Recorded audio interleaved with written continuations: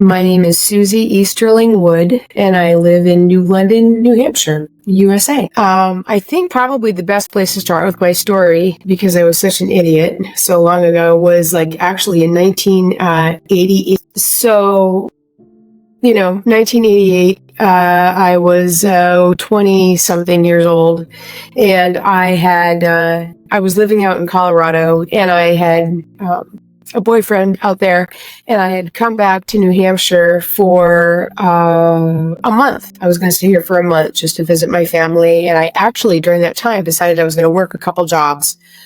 So I was working a couple jobs, and during that time, I kept trying to get a hold of my boyfriend, and he wasn't responding to me. Ultimately, he did contact me, and he said basically, "I don't love you, never did, blah, blah, blah, blah, blah." So I was totally distraught. And I was at one of my jobs when I had this information. And as I'm driving home, I'm upset and I'm speeding. And I got pulled over by a police officer. And that police officer gave me a big whopping ticket for $200 or $300. And I had been crying, and the officer gave me the ticket, set me on my way, and then the next day, the same police officer pulled me over. And then the next day, the same police officer pulled me over. Finally, about 5 or 6 days in, that police officer followed me to my house, where I was staying with my mother for that brief period of time, and asked for the ticket back, said he was going to tear it up, blah, blah, blah. And at that point in time, I was thinking, this guy is just an absolute freak stalker. Yuck, totally no anything at all. And in the ticket, a day or two later, I flew back to Colorado, and that was in 1988. And I ended up moving back to New Hampshire in 1995. I was supposed to be here for 1 year. I was married. My ex-husband was going to a hardship tour in Korea, and I was not able to go with him, so I decided to go back to New Hampshire to live here for 1 year. During that time, sidebar, my grandparents' 75th wedding anniversary was happening, so all of my family members were coming to New Hampshire. My sister-in-law, who was coming from Georgia, driving on the highway, was speeding and got pulled over by the same police officer who pulled me over in 1988. Saw her name on her driver's license that connected her and me from 7 years prior, and said, basically, "Are you related to Suzy Easterling?" And she said, "Oh my gosh, see, she's my sister-in-law. She lives here now, da-da-da-da-da."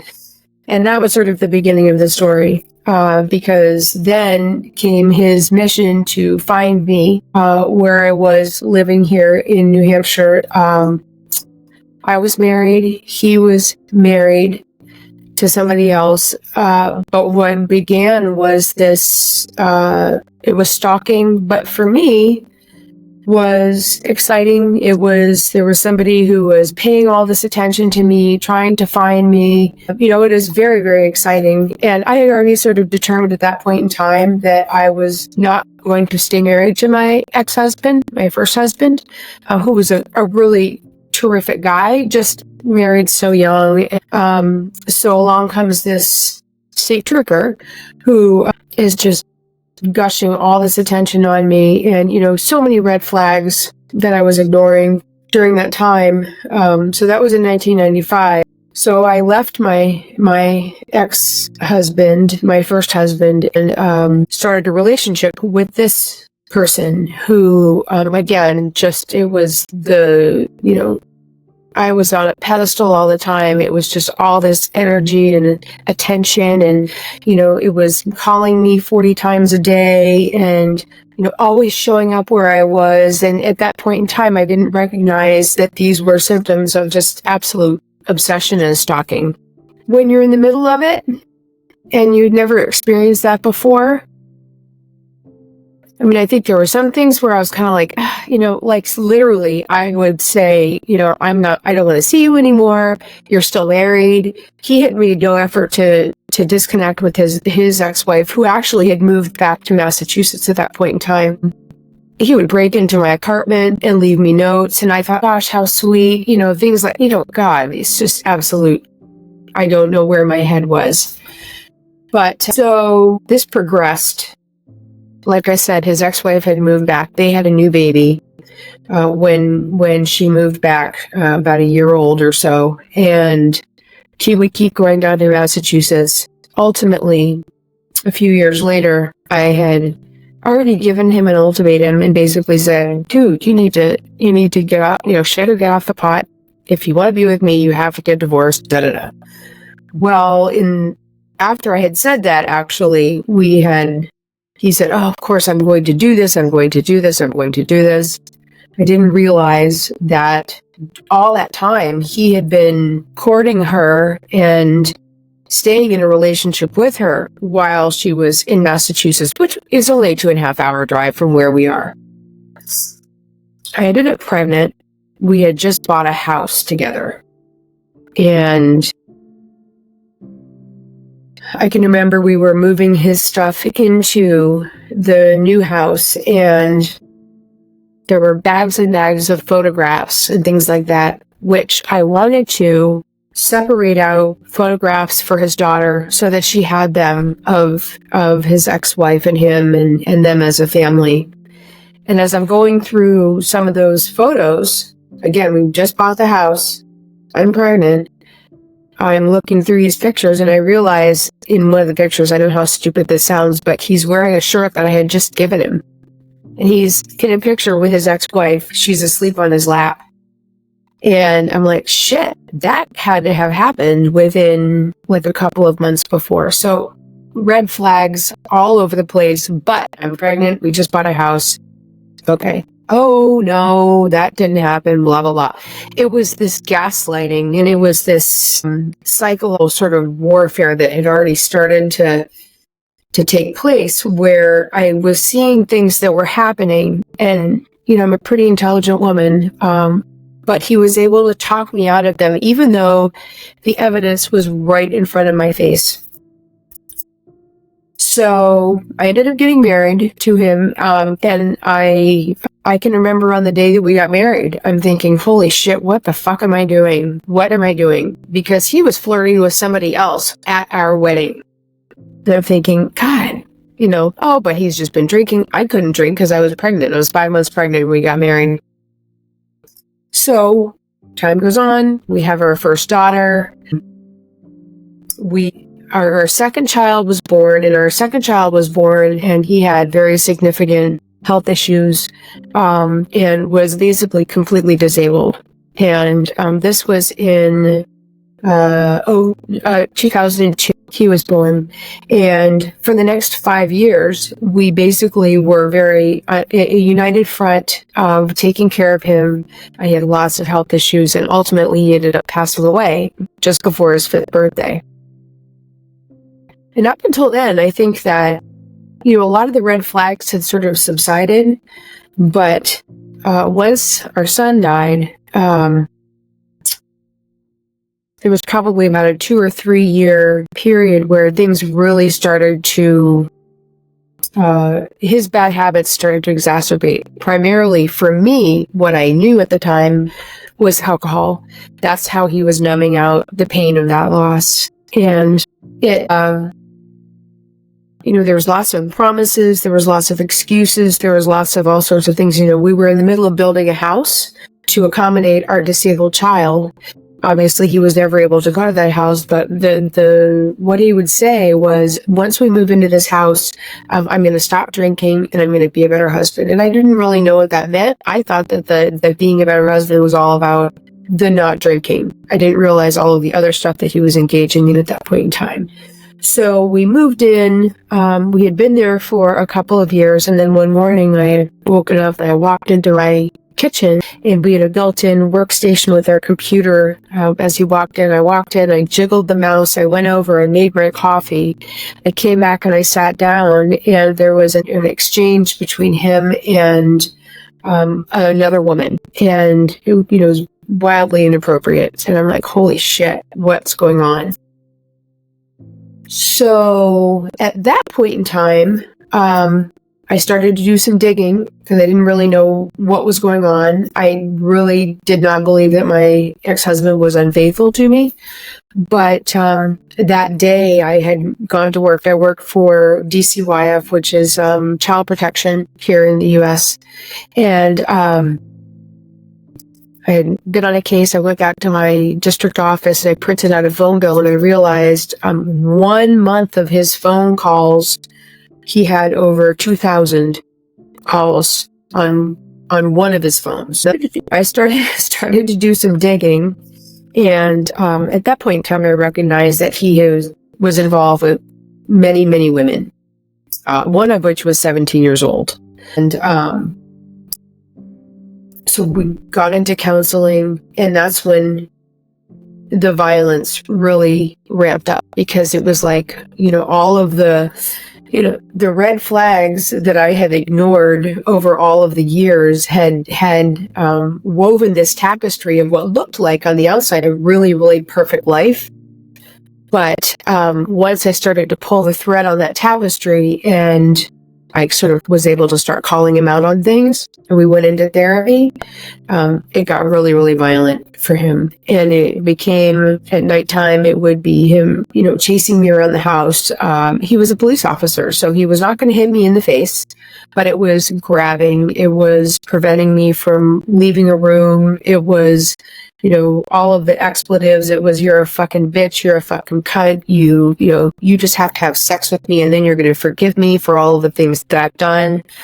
I mean, on one occasion, I'm driving down the road, he reaches over, grabs the steering wheel, tries to get the keys out of the ignition while I'm driving on a dirt road, a one-lane dirt road, because we lived on top of a mountain. Another time is driving down the road at 75 miles an hour, and him opening up the car door and saying he's going to commit suicide because, he thinks I'm going to leave him. And, it's all of these events that were happening over and over again. And when he's at home, the promises to stop drinking alcohol, those ceased very quickly. And, here he is a police officer, so he would have his, 6-pack of beer, and he decided he wanted to clean his firearms. And right there with me there, telling me what a bitch I am, and telling me how horrible I am, and all of these things. And, it was just every single day, the unpredictability. It got to the point where he would, as I'm on the couch, I would go and hide his guns, because usually what would happen at night would be he would go to sleep. I would usually go to sleep on the couch at this point in time, but he would go to sleep and then he would wake up and then he would want to start something. That's when you have to have sex with me. If you'll just make love to me, then you're going to forgive me for everything, and blah, blah, blah, blah, blah. So that's why I started hiding his guns. But then came the challenge of having to get his state-issued firearm. He had a personal firearm. He had a shotgun in his cruiser, which were all at the house. So I would have to hide those. And then before he would wake up, I would have to try to figure out how to get them back so he wouldn't figure it out when he would wake up in the morning, because I never knew what would happen with him at that point in time. So ultimately what happened was his police partner called me and said, you have to get out of the house. You have to. What I didn't realize at this point in time was that he had been going to my family and telling them that I was having a mental breakdown, that I was using drugs, that I was cheating on him, that I was beating him, all of these things that were completely not true at all. But he'd been doing that for the 7 months since I first figured out about the first woman to when I ultimately was able to leave, isolating me more and more. I mean, one of the things that he would tell me every single day was that everybody hated me and everybody was afraid of me. And he would reinforce those lies by, say he was on the phone with somebody, and dinner would be ready, and I'd say, okay, hon, dinner's ready. And he'd be like, my wife is yelling at me right now, I have to get off the phone. Completely serious, like all of these lies, trying to make other people think that I was this horrible human being. So effectively, this had happened over years. So I really believed that everybody hated me. I really, really believed that nobody cared about me anymore at all. So I was, totally isolated from everybody. So when his partner called me, she had said, you have to get out of the house. You have to get out and have to get your daughters and you have to leave. And she said, he's telling people what he's going to do to you. So I didn't really have a choice at that point in time. The next day, I couldn't leave that night because it would have been too obvious. The next day, I packed up my daughters. I sent them to school. And instead of going to work, I went to a women's shelter. About a month before that, there had been a particularly bad night. And I had been sleeping on the couch. He had come into our room. That night I slept in our bed. He had fallen asleep on the couch. So maybe I just thought he wasn't going to come in. And he had woken me up and he had chased me around the house. He wanted sex. He wanted sex. He wanted sex. And I had, in that 7-month period of time, only had sex with him once, and that was not voluntarily. And he wanted it, and I was like, no. So he's chasing me around the house. I went down into the basement where we had a walkout basement, and our daughter's suite was down there. I thought, he's not going to follow me down there because he's not going to want to wake them up. And unfortunately, he did follow me down there. So I went back upstairs, went into another room, and I sat on the couch and I said, now's the time. We need to really talk about having a separation because this isn't working. The violence is just too much for me. We can't come to any sort of agreement. We can't do anything. And he basically said, if you leave me, I'm going to take absolutely everything from you. I'm going to take your children, your family, your money, your home, your animals, everything from you. You will have absolutely nothing if you make that decision. So that's what had happened, probably about 3 weeks before his partner had called me. So I already had in my head kind of what I needed to do, but I just didn't have the courage to do it. I didn't know. I was going to lose everything and I didn't know what to do. And I feel like such a fucking idiot now because of, what had happened after that.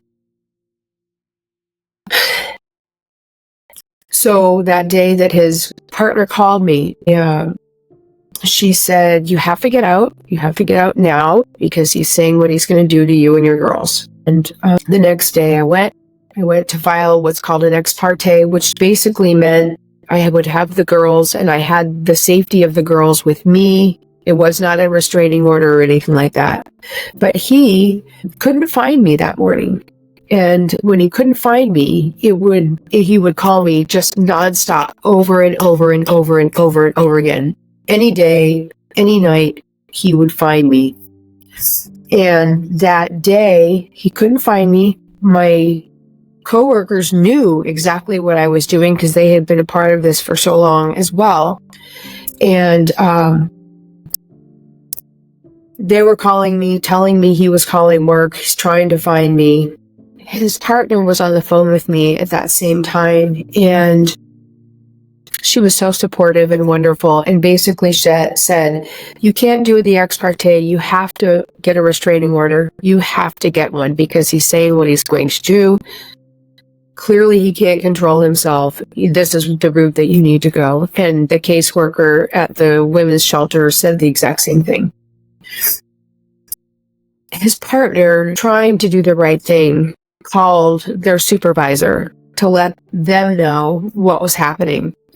And in his infinite stupidity, he ended up calling my ex-husband and telling him that I was filing a restraining order, which, of course, when you're in an abusive situation, you never want your abuser to know what you're doing. Yeah. So he had been skiing that day, and his supervisor called him, told him what was happening. He had been trying to call me. Obviously, I wasn't answering the phone. Work was not answering the phone, until letting them know where I was. He went then to my mother's house, who he had been grooming for the 7 months leading up to this. Called me from my mother's phone. My mother's phone shows up on the caller ID, so I answer the phone, and he basically says, you're fucked. I'm coming after you now. If you thought it was bad before, shit's about to get real now. So here I am thinking that I'm making a good move, And I mean, maybe at that point in time, I still thought that there was some kind of hope. I don't know what it would have been, but so at least when I was in the house, I could see when he was coming. But now that I was out of the house, things got really bad. Everywhere that I went, didn't matter that there was a restraining order. He was a state trooper. He had probably issued no less than, I don't know, 50 restraining orders throughout his career to people. He knew exactly what a restraining order said. The day after he was served with that, the chief of police in the town where we lived, I had nothing. I had basically my girls' backpacks with their school stuff in it. I didn't have any clothing. I had nothing. So the police chief was going to take me up to the house. He sat in his vehicle at the end of the driveway, totally violating the restraining order completely. No regard for the police chief who was there protecting me. The police chief is on the phone with him saying, hey, you have to leave. Meet me down at the police station. We'll talk there, but you have to leave now. He wouldn't. He had absolutely no respect for it whatsoever. So that same day, he then also violated the restraining order, went to the bank, opened up another bank account, and withdrew all of our money and put it into his own bank account. Again, he was basically following through with exactly what he said he was going to do. So here I am. I have absolutely no money. I've got absolutely nothing. Unfortunately, my mom lived there, but at that point in time, she totally believed him, hook, line, and sinker.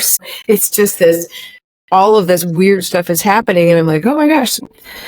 And from there it was he would try to run me off the road, literally, coming at me across the yellow line and try to run me off the road.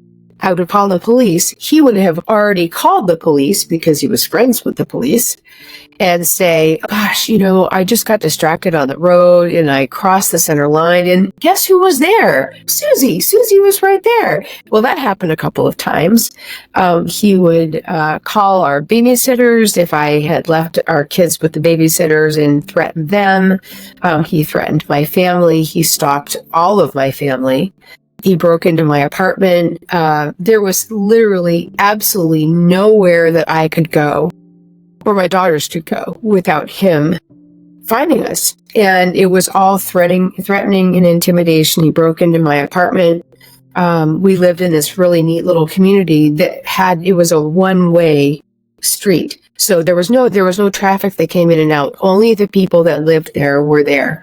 And, one night, my daughter went out. We had gone to a concert for my other daughter, and a school concert, and came home, and I can't remember why, but my oldest decided, hey mom, I'll go walk the dog. She's going to walk the dog. And then she's walking down the street, and there's my ex-husband parked on the side of the road, and she was terrified. Everybody was just absolutely terrified. We lived in a state of absolute terror for about 3 years. Ultimately, he ended we'll just say where he is now. So at this point in time, he has had 2 additional wives since me. The one right after me, she lasted about a year, and actually she became a very good friend of mine. She had actually testified against me in court. She had believed all of the lies. I was a drug user. I abused him. I was cheating on him. I mean, all of this absolutely just ridiculous lies. She had bought hook, line, and sinker because that was his gift. That was his gift. The verbal jujitsu, the getting people to believe these fantasticals, where he convinced DCYF that I actually killed our son, which was completely not true. All of these things that he had these people, everybody believing all of this stuff about me. The wife right after me, after 1 year, he had become so unhinged that she was smart enough to leave. I was the dumb one. I stayed with him for 12 to 14 years. That's how long we were together. And then he ended up getting married again. The last ex-wife, the most recent ex-wife, he ended up putting in the hospital. He beat her. He was arrested for that. So all told at this point in time, there's been no less than 5 restraining orders against him. But ultimately, the first ex-wife after me, she had a series of restraining orders against him. And once she left him, it sort of took the energy away from me and it focused then on her. And then when he got married again after that, so there's been 2 after me, he ended up, like I said, he put her in the hospital, which I think that's probably the most he's crossed a line physically at that point in time. And she had, I think, at least 2 restraining orders against him as well. And here's the scary part. The scary part is that this person now works in security in a high school, which is terrifying because he has a thing for young girls too. Where I was going with that also was that my daughters ended up having to stay. They had to see him according to the visitation plan, which was every other weekend and on holidays. And all of the violence and aggression that had been directed at me, then it pivoted to especially my oldest daughter, who actually just passed away as well. And that's where I think the importance of ignoring all of those red flags as a woman. I always prided myself on being so strong and so intelligent, well-educated, a master's degree. I'm, have a very good career, and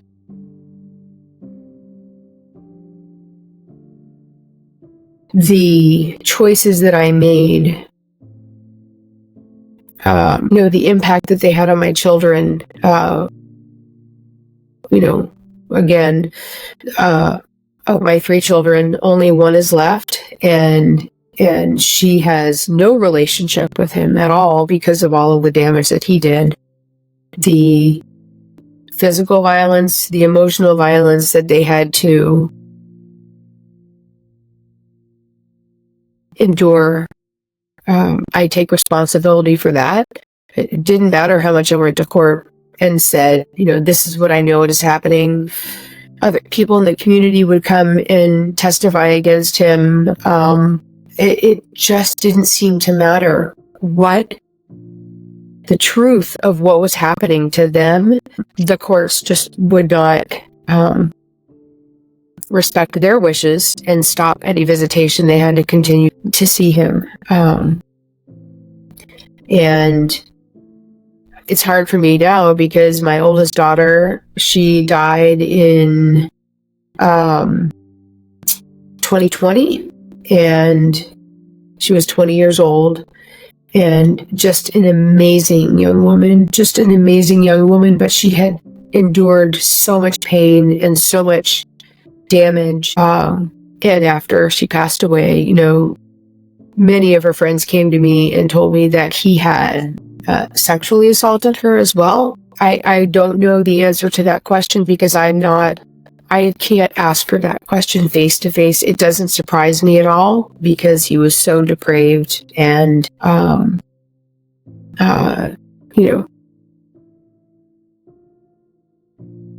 his sexual appetite and needs were so, I don't even know how to explain it, so beyond anything that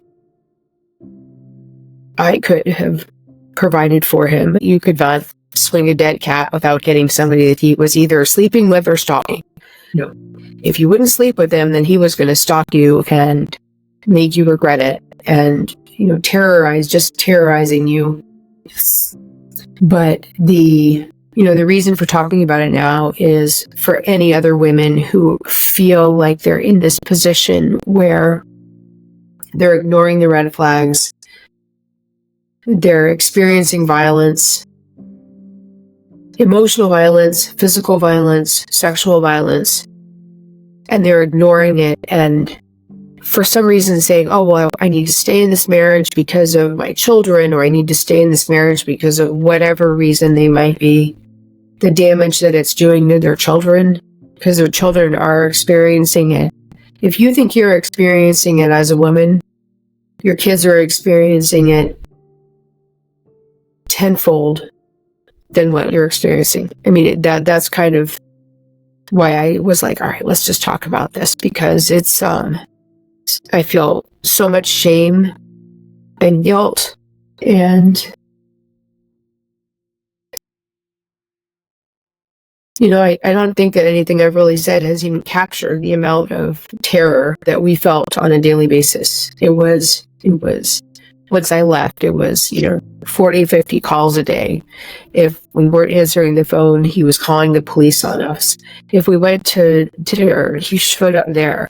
If we went anywhere, he showed up. There was just always this presence of him breaking into our house, doing all these things just to exert this control and fear. I'm so glad that you shared your story, because as I'm listening, there's so many people that I know who have experienced domestic violence, and I think would relate to a lot of what you're saying, even, those feelings of like shame and guilt as well. And I think with domestic violence and family violence as well, like it's so tricky and isolating and hard. And I think it's amazing that you've gone through this experience and now you're speaking up about it so that it can help other people as well. There's so much strength in that. So thank you so much. You're welcome. You're welcome. In terms of things that other people could have done or things that would have been helpful, is there anything that you can think of? Fuck yeah. They could have told me what a fucking asshole he was. I mean, that's the funny part about it, is that, after the fact, literally, I can remember, I don't know how it is where you are, but, in New Hampshire, you kind of have to drive a long way to get to anywhere. And I was driving up the main highway, to get to the grocery store. And I got pulled over by another police officer because I do drive fast. And he looked at my license and he goes, oh my gosh, my name hadn't changed yet. He said, were you married to, I'm like, yeah. And he pulled, we're on the side of the road. He got me out of the car, and he started telling me stories about my ex-husband that would have curled anybody's toes. I mean, it was like, are you kidding me? I mean, stalking other troopers, threatening them, doing all of these other things. And I'm thinking, so many people came to me afterwards and told me either they had been stalked by him or they knew about somebody else he was sleeping. I mean, literally 2 weeks after I left, I'm at a soccer game for my daughter, and one of our old neighbors, he came up to me and he said, Suzy, I got my subpoena. And I'm like, you got your subpoena for what? You wouldn't be involved in any court proceedings with me. And he goes, you didn't know? And I'm like, I didn't know what?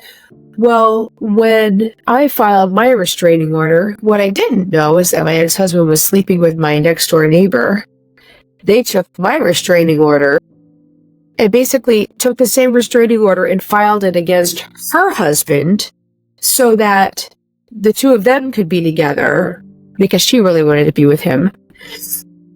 And another innocent person, their life was ruined because of my ex-husband. People need to speak up if they see these things happening and these people engaging in really, really bad behaviors. They need to speak up. Yeah, they could have told me.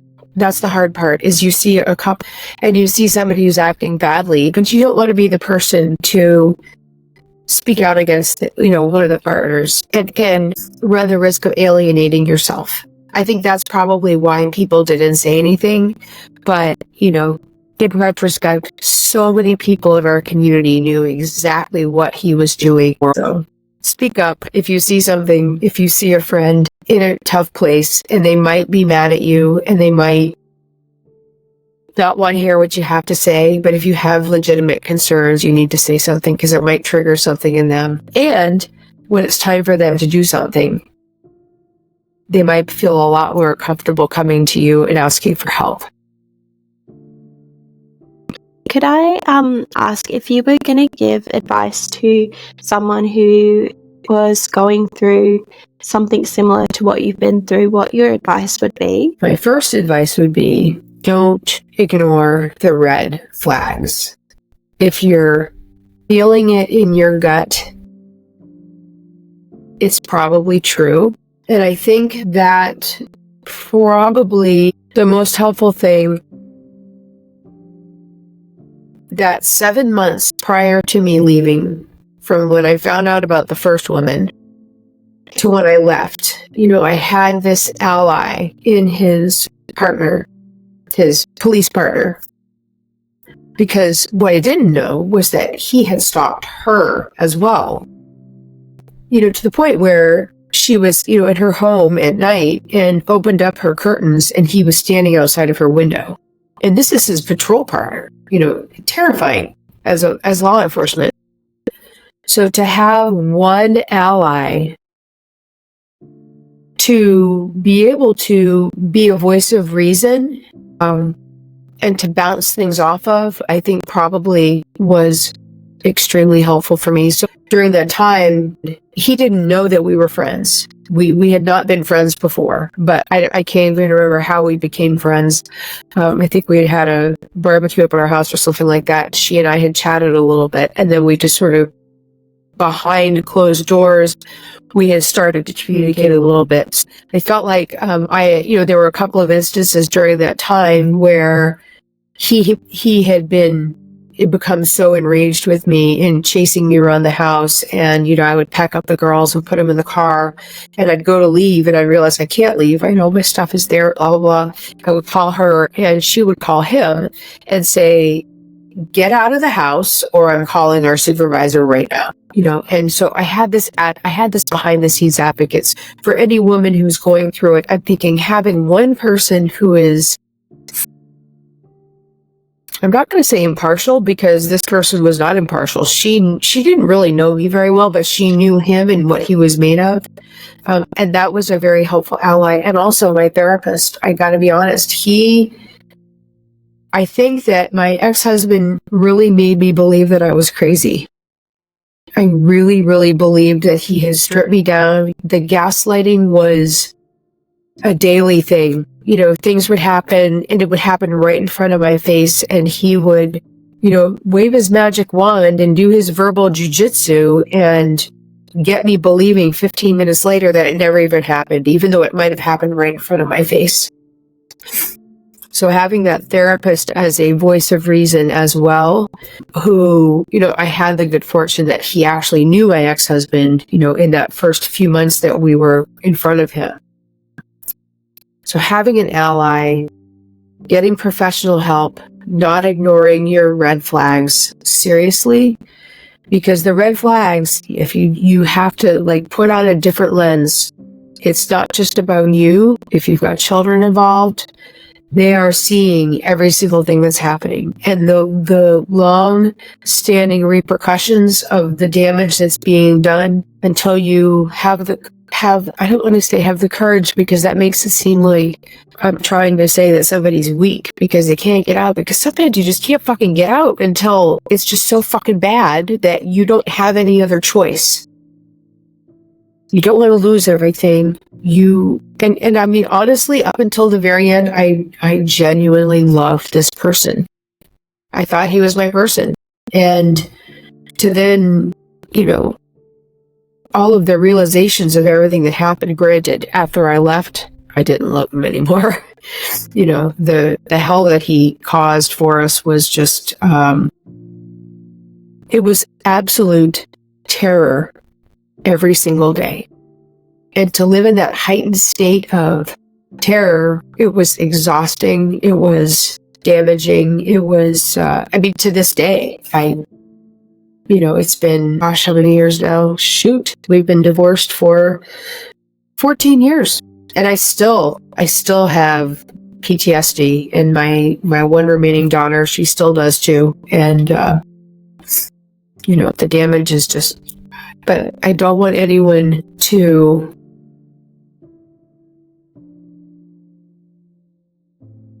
the shame and the guilt and the anger that I have towards myself for staying in that situation for so long. I don't want anyone else to have to feel those things.